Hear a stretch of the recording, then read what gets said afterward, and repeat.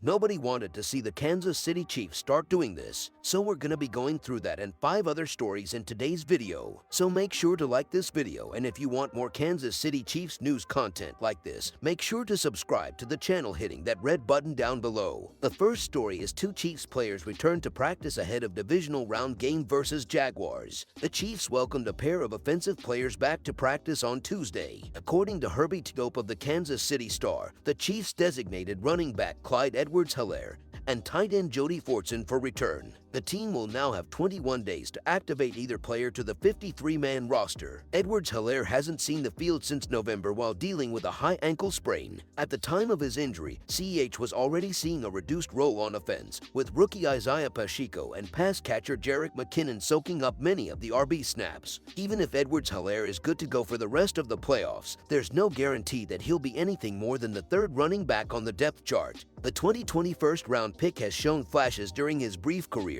including a rookie campaign that saw him finish with 1,100 yards from scrimmage. In 10 games this season, the 23-year-old collected 453 yards from scrimmage and 6 touchdowns. Anytime you get talented players back, it helps the whole team, not just the offense, but everybody, quarterback Patrick Mahomes said via Tope. To have that energy in the locker room again, to have it on the football field, and both those guys are special type players. Fortson suffered an elbow injury in Week 15 that shut him down for the rest of the regular season. The tight end had 108 yards and 2 touchdowns while playing behind Travis Kelce and Noah Gray on the depth chart. Edwards-Helaire, 23, is a former first-round pick of the Chiefs back in 2020 out of LSU. He's in the third year of his 4-year, $10,821,572 rookie contract that included a $5,430,234 signing bonus. The contract includes a 5th-year option for the Chiefs to pick up for the 2024 season. In 2022,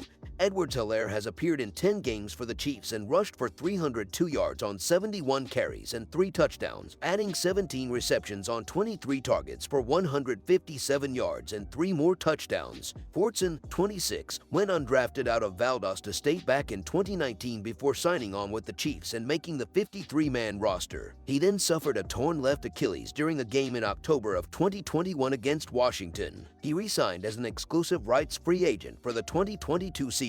In 2022, Fortson appeared in 13 games with the Chiefs, recording 9 catches on 13 targets for 108 yards and 2 touchdowns. The Kansas City Chiefs kick off their practice week on Tuesday as they prepare to face the Jacksonville Jaguars in the divisional round of the AFC playoffs. Chiefs HC Andy Reid provided his usual pre-practice injury update, delivering some good news on returning players and some bad news on a player dealing with an injury. He started off with the bad news on the lone player who won't practice. The guys that won't practice today, really it's just Mecole, Reid said. Really, we're just going to back off of him a little bit and see if we can't get it feeling better. He's been pushing it hard and it's not responding the way that he wants it or that we want it. So, we'll back off on that. Hardman was designated to return from injured reserve over a month ago after suffering an abdominal pelvis injury in Week 9 against the Tennessee Titans. There has been some uncertainty surrounding his status after he suffered a setback of sorts. It seems right now they're intent on getting him more rest and rehabilitation.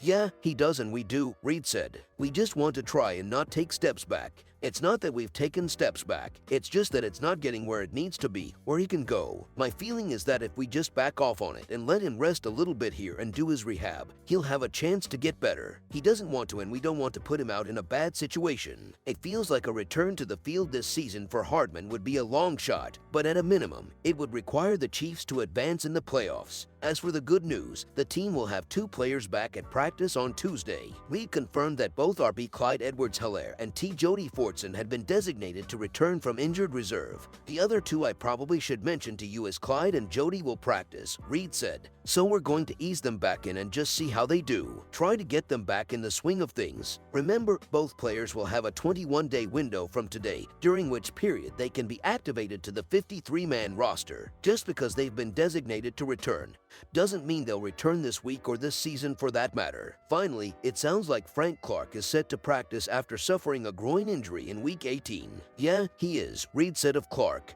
He's been working very hard at that. But yes, he's progressing. The second story is Chiefs Patrick Mahomes wins nationwide charity challenge. The Kansas City Chiefs star quarterback has been honored once again for his charitable efforts. Patrick Mahomes, the team's Walter Payton NFL Man of the Year nominee, is now the winner of Nationwide's charity challenge. Nationwide will donate $25,000 to Mahomes Foundation, 15 and the Mahomes. This is the third year in a row and the fourth time overall that a Kansas City Chiefs nominee for Walter Payton NFL Man of the Year, presented by Nationwide, finished first in Nationwide's charity challenge. Previous Chiefs winners include safety Tyrann Mathieu, tight end Travis Kelce, and safety Eric Berry, who won the inaugural charity challenge during the 2015-16 NFL season. The 15 and the Mahomes Foundation, which Mahomes established in 2019, is dedicated to improving the lives of children through initiatives that focus on health, wellness, under-resourced communities, and other charitable causes. The Foundation's signature program, 15 for 15, supports 15 youth charitable initiatives with an emphasis on academics, science, the arts, classroom supplies, athletics, children with disabilities, after-school programs, and more. It is a tremendous honor to win this year's charity challenge, Mahomes said in a statement. Since before I joined the league, it has been a goal of mine to make a lasting impact on the communities that have given so much to me. Brittany and I are forever grateful for the continued support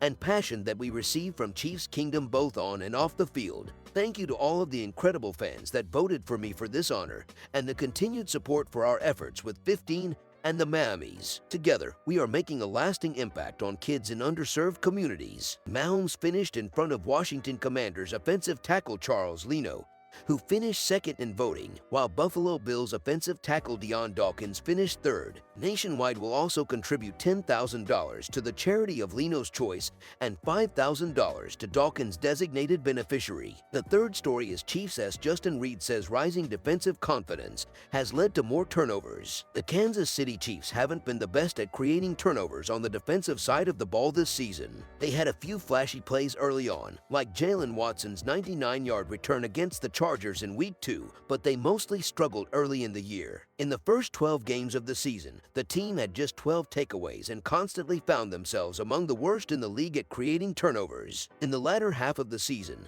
the team has done a much better job with defensive turnovers. 40% of the Chiefs' 20 defensive turnovers have come in the final 5 games of the 2022 NFL regular season. It suggests that their turnover luck may be turning a corner ahead of the postseason. For Chiefs' Justin Reid, it's not about luck, though. He says it's all about preparation and a growing sense of confidence in the defensive secondary. Throughout this league, it's a funny scenario, man, Reid said. When they tend to come in bunches. So, if I had to choose any time of the year for them to start getting hot, of course, we want to choose right now for the turnover machine to start kicking into action. We've really been ball savvy. Coach Spagnuolo has really focused and harped on getting the ball out all year, but as the level of the defense and confidence of the defense has risen, we've been able to make a couple more of those plays and have the ball swing our way. Now, there is something to be said about the level of competition the team faced in the final 5 games of the regular season. The only playoff quarterback they faced was Seahawks' Geno Smith, who threw just 1 interception. Still, there's plenty to suggest that defensive confidence is also on the rise and that it's impacting several aspects of the game, from turnovers to the run game to a thriving pass rush. That rising level of confidence should only help this team against Jacksonville Jaguars, who had no turnovers against the Chiefs back in Week 10 when they have their rematch in the divisional round. The fourth story is what Chiefs' Jerick McKinnon does to stay in shape as 30-year-old RB. It's no secret that the Kansas City Chiefs running back room has been vital to the team's offensive success. Rookie running back Isaiah Pacheco and veteran Jerick McKinnon have had productive seasons, especially McKinnon, who set an NFL record with 6 consecutive games with a receiving touchdown and was named AFC Player of the Month for December. As a 30-year-old running back, McKinnon said he takes every form of treatment the training staff offers to stay fresh all season. Acupuncture is big, dry needling, cupping, pretty much anything that they can offer, I'm doing, McKinnon said with a laugh. McKinnon also said he dry needles and receives acupuncture twice a week. The Atlanta, Georgia native was named a playoff captain during the Chiefs' bye week, an honor that he holds close to him. That's probably my favorite accolade of late just because it's voted by my teammates. My characteristics, what I bring to the team. Everybody somewhat looks up to me to vote me team captain, so I definitely appreciate that one. That's probably the one that I love and sticks out the most to me. McKinnon has 10 total touchdowns this season, and he'll be depended upon as the Chiefs begin their playoff run on Saturday against the Jacksonville Jaguars. The fifth story is how Chiefs head coach Andy Reid has such a lasting influence on Doug Pederson, Bill Parcells and Bill Belichick, Mike and Kyle Shanahan, Mike Holmgren and Andy Reid. These names each represent coaches and their disciples, a culmination of a mentor and student bond that has been a consistent staple of NFL coaching trees for decades. For the aforementioned Reid, his role as a mentor toward current Jaguars head coach Doug Pederson,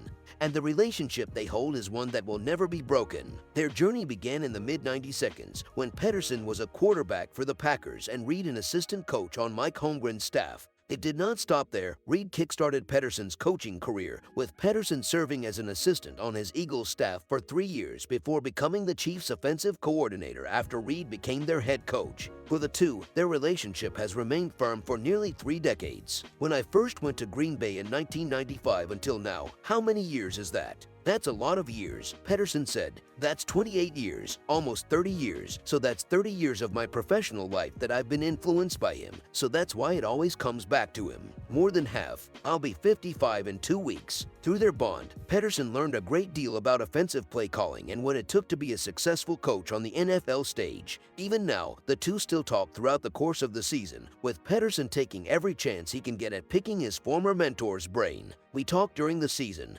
We do, Pederson said. Obviously, this week is different than when we played them a while back, but I owe a lot to Coach Reid. My career, not only as a player but as a coach, and I want to pick his brain and learn. He's been doing this a long time, and he's been really successful at it. Anything I can learn and take away from him is a blessing for me. With Pederson's Jaguars and Reid's Chiefs facing off once again this weekend with playoff implications, all eyes will be on the student versus the teacher to see who advances to the AFC Championship game.